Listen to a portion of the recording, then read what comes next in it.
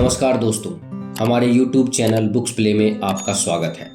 आज हम बात करने वाले हैं जेफ केलर द्वारा लिखी बुक एटीट्यूड इज एवरीथिंग की। दोस्तों, लेखक जेफ केलर कहते हैं, आपकी नज़रिया हर चीज़ को बदल सकता है। चाहे आपकी नज़रिया नकारात्मक हो, सकारात्मक हो या कहीं किसी उधेड़ बुन में हो, जेफ केलर आपको दिखाएंगे कि आप अपने नज़रिए को नियंत्रित करके छिपी हुई सामर्थ्य को कैसे उन्मुक्त कर सकते हैं। यहाँ तक कि आपके रास्ते के एक खुशहाल और सफल जीवन का आधार आपका नज़रिया ही होता है। दोस्तों, ये वीडियो का चौथा पार्ट है। इस वीडियो के बाकी सभी पार्ट्स का लिंक नीचे डिस्क्रिप्शन में दे दिया हूँ। इस वीडियो को देखने के बाद आप बाकी पार्ट्स को जरूर देखें। तो चलिए शुरू करते हैं। दोस्तों, हमें अपने लक्ष्य को दूसरों को बताना चाहिए या नहीं? यदि मैं किसी से कहता हूँ कि मैं कुछ करने जा रहा हूँ, तो मुझे वह काम करना ही होगा। इसे अंग्रेजी में बर्निंग योर ब्रिजेज कहा जाता है, जिसका अर्थ होता है पीछे लौटने के सारे रास्ते बंद कर देना। कभी कभी जीवन में आगे बढ़ने या किसी महत्वाकांक्षी लक्ष्य की प्राप्ति के लिए यह तरीका कारगर साबित होता है। उदाहरण के तौर पर जिग जिगलर, जो एक विश्व प्रसिद्ध मोटिवेशनल स्पीकर हैं, उन्होंने निश्चय किया कि वे डाइटिंग करेंगे और अपना वजन 202 पाउंड से घटाकर 165 पाउंड तक ले आएंगे। उस समय वे अपनी पुस्तक सी यू एट द टॉप का लेखन कर रहे थे। इस पुस्तक में उन्होंने एक वक्तव्य दिया है जिसमें उन्होंने लिखा है कि उन्होंने अपना वजन 165 पाउंड तक घटा लिया है। यह घटना उनके लेखन के प्रेस में जाने के 10 महीने पहले की थी और फिर उन्होंने प्रिंटर को उस पुस्तक की 25,000 प्रतियां बनाने का ऑर्डर दे दिया। ध्यान रहे, जब जिगलर ने यह वक्तव्य दिया, वास्तव में उनका वजन 202 पाउंड था। उन्होंने 25,000 लोगों के सामने अपनी विश्वसनीयता दांव पर लगा दी थी। अपनी पुस्तक में यह वक्तव्य देकर कि उनका वजन 165 पाउंड है, जिगलर जानते थे कि उन्हें पुस्तक की छपाई से पूर्व 37 पाउंड कम करने होंगे और उन्होंने इसे कर दिखाया। इस रणनीति को चुनिंदा लक्ष्यों के लिए ही आजमाएं। इसे उन लक्ष्यों तक ही सीमित रखें जो आपके लिए बहुत महत्वपूर्ण है और जहां आप किसी भी हद तक अपनी प्रतिबद्धता कायम रख सकते हैं। क्या यह तरीका जोखिम भरा है? जी हाँ, बेशक, लेकिन यह उतना ही प्रेरक भी है। मैंने अभी तक जो एक बात सीखी है वो ये है कि कभी अपना लक्ष्य किसी नेगेटिव इंसान को ना बताएं। वो आपको वो सारी बातें बता देगा कि क्यों आप सफल नहीं हो सकते, और वो लोग वही होते हैं जिन्होंने अपनी जिंदगी में कुछ बड़ा तो किया नहीं, लेकिन दूसरों को बड़ा होते देख नहीं सकते। जैसे मान लीजिए आपको कोई बिजनेस शुरू करना है और इसे शुरू करने से पहले आप ये बात अपने किसी ऐसे आदमी से पूछेंगे जिन्होंने अपनी जिंदगी किसी दूसरे के यहाँ नौकरी करके बिता दी, तो आपको क्या लगता है वो आपको क्या सुझाव देंगे? वो आपको एक पूरी लिस्ट दे देंगे कि क्यों आपको बिजनेस शुरू नहीं करना चाहिए, और उस आदमी से बात करने के बाद आपको खुद पे इतना भरोसा नहीं रह जाएगा कि आप कोई बिजनेस करने के लायक हैं। इसीलिए अपने लक्ष्य को पाने के सुझाव बस उन्हीं से पूछिए जो आपकी फील्ड की नॉलेज और एक पॉजिटिव एटीट्यूड रखते हैं। हम सभी ऐसे लोगों को जानते हैं जो हमेशा यही कहते रहते हैं कि मैं ये नहीं कर सकता, मैं इसमें अच्छा नहीं हूँ, ये तो मेरे लिए नामुमकिन है। और जब कोई इंसान दिन रात ऐसी बातें करता है तो वो और कुछ नहीं बल्कि अपने दिमाग को नेगेटिव एटीट्यूड देके खुद को जिंदगी में फेल कर रहा है। क्या आप भी अपनी जिंदगी के इन भागों को नेगेटिव एटीट्यूड के साथ देखते हैं? रिलेशनशिप, लोग मेरा हमेशा फायदा उठाते हैं। फाइनेंस, मैं हमेशा गरीब ही रह जाऊंगा।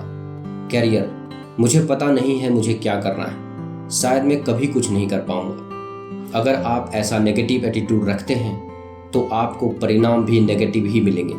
ये बात याद रखिएगा कि आप जैसी सोच रखते हैं, जैसी बातें करते हैं, आपका दिमाग भी वैसे ही चलने लग जाता है। तो अपने शब्दों की ताकत को समझिए और एक पॉजिटिव एटीट्यूड रखिए जो आपको मदद करेगा वो सब हासिल करने में जो आप चाहते हैं। अध्याय 7, आप कैसे हैं? How are you?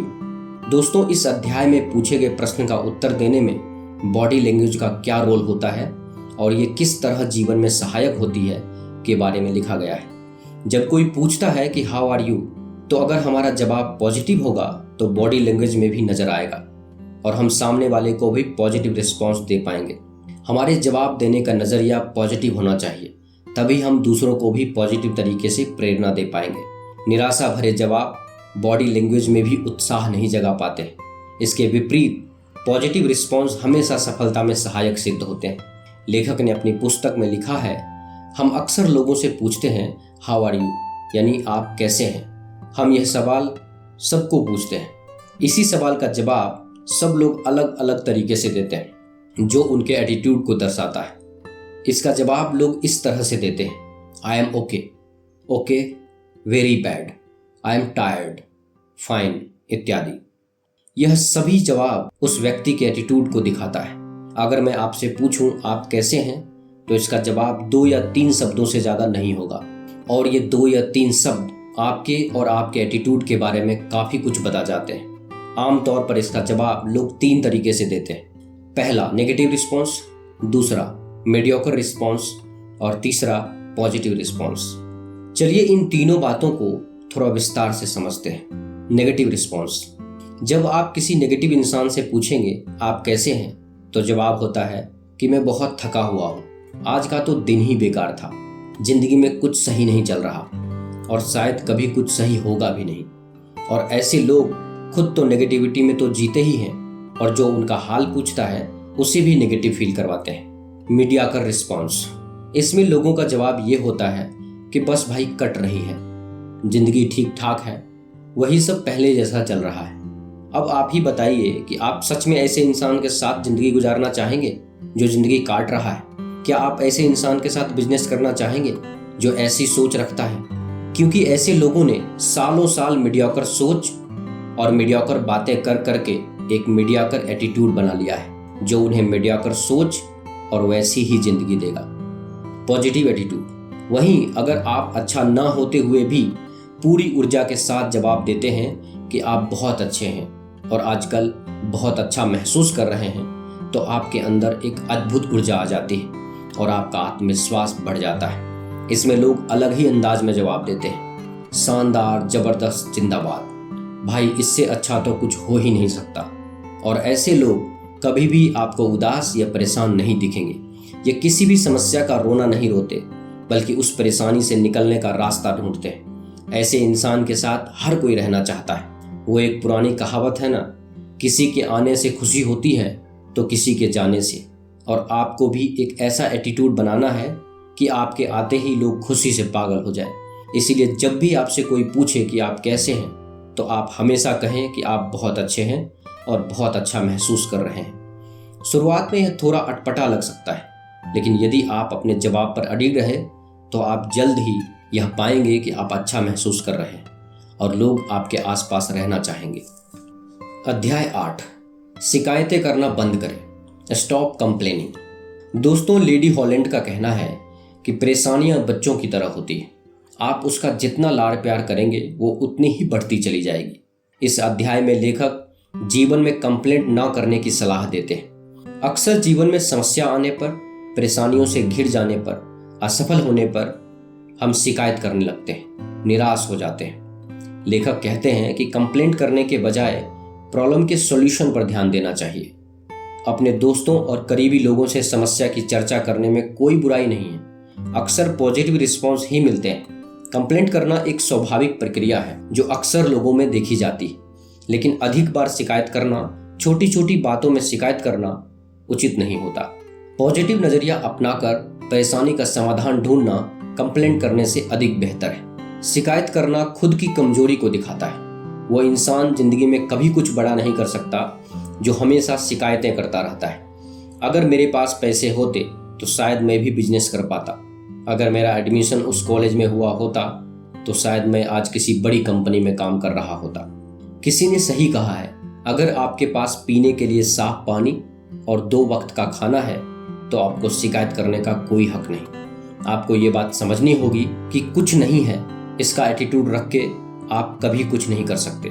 इसके बजाय आप ये देखिए कि आपके पास कितना कुछ है, जिसके लिए दुनिया में लाखों लोग तरस रहे हैं। मैं आपको यह सुझाव नहीं दूंगा कि आप हाथ पर हाथ धरे बैठे रहें और अपने जीवन में आने वाली सभी समस्याओं को अनदेखा कर दें, बल्कि शिकायत करने के बजाय यह ज़्यादा बेहतर होगा कि आप अपना ध्यान और ऊर्जा उन्हें सुलझाने या कम करने की दिशा में केंद्रित करें। उदाहरण के तौर पर मान लें कि आजकल आप थोड़ा थका हुआ महसूस कर रहे हैं। हर व्यक्ति को अपने थकान के बारे में बताने के बजाय आप अधिक व्यायाम करना शुरू कर दें या फिर रात में थोड़ा जल्दी सोना शुरू कर दें। शिकायतें आपके विरुद्ध 3 तरह से कार्य करती हैं। पहले, कोई भी आपकी तबीयत या समस्याओं के बारे में नेगेटिव खबर नहीं सुनना चाहता। दूसरे, शिकायत करने से आप खुद अपनी पीड़ा और असुविधा को बढ़ा लेते हैं, इसीलिए बार बार दुखी और नेगेटिव घटनाओं को याद करने से क्या फायदा।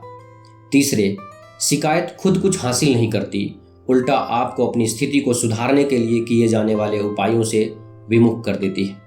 कहा जाता है कि 90% लोगों को आपकी समस्या से कुछ लेना देना नहीं होता और शेष 10% आपको समस्याग्रस्त देखकर खुश होते हैं। इसलिए पॉजिटिव लोगों की श्रेणी में आ जाएं, जिससे आपको सामने से आते देख लोगों को अपना रास्ता न बदलना पड़े। लेखक कहते हैं, कोई भी आपके दुख और दर्द नहीं सुनना चाहता। उनके अनुसार शिकायतें करना एक जहर की तरह होता है जो आपकी खुशियों को बर्बाद कर देता है। इसलिए कोई भी इस जहर का शिकार नहीं बनना चाहता। उदाहरण के लिए मान लीजिए, अगर आपका कोई दोस्त अपनी सारी नेगेटिविटी लाकर आप पर उड़ेल देता है तो आपको कैसा लगेगा? जाहिर सी बात है कि आपको बिल्कुल भी अच्छा नहीं लगेगा और शायद आप उस दोस्त से दोबारा ना मिलना चाहते हो, क्योंकि नेगेटिव या बुरी खबरें किसी को भी पसंद नहीं आती। इसीलिए लेखक कहते हैं कि हमें हर चीज़ के बारे में शिकायत करना बंद कर देना चाहिए, क्योंकि आप जितना ज़्यादा शिकायत करते हैं आप उतनी ही ज़्यादा शिकायत करने वाली परिस्थितियों को आकर्षित करते हैं। विलियम पेन के अनुसार खुशी का रहस्य इसमें है कि आप अपनी शिकायतें न गिनकर अपने आशीर्वादों को गिनें। दोस्तों, आप देख रहे हैं जेफ केलर द्वारा लिखी बुक एटीट्यूड इज एवरीथिंग की समरी। यह समरी आपको कैसी लगी? कृपया हमें नीचे कमेंट बॉक्स में कमेंट करके ज़रूर बताएं। अगर आपको यह समरी अच्छा लगा हो तो इसे अपने फ्रेंड्स और फैमिली के साथ अवश्य शेयर करें और हमारे लेटेस्ट वीडियो को देखने के लिए हमारे YouTube चैनल बुक्स प्ले को सब्सक्राइब करें। धन्यवाद।